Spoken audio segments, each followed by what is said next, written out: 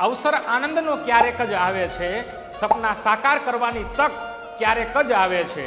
તમે ભૂલજો બધું, પણ આ સ્નેહના લોહીના સંબંધને ન ભૂલતા. કારણ એકબીજાને લાગણીથી પ્રેમથી મળવાનો આ નૂતન વર્ષનો તહેવાર વર્ષમાં એક જ વાર આવે છે, વર્ષમાં એક જ વાર આવે છે.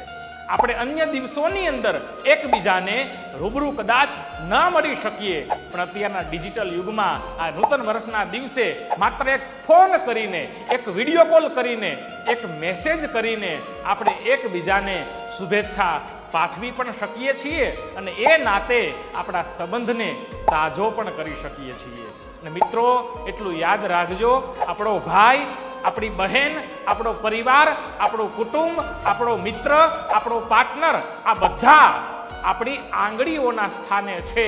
અને આપણા બધાની વચ્ચે થયેલી ગેરસમજ એ આંગળીઓના નખના સ્થાને છે. સમય આવે ત્યારે નખને કપાય, આંગળીઓને નહીં. સમજ્યા? આવનારું આ નૂતન વર્ષ આપણા સૌ માટે મંગલમય બની રહે એવી પ્રાર્થના સાથે જય શ્રી કૃષ્ણ.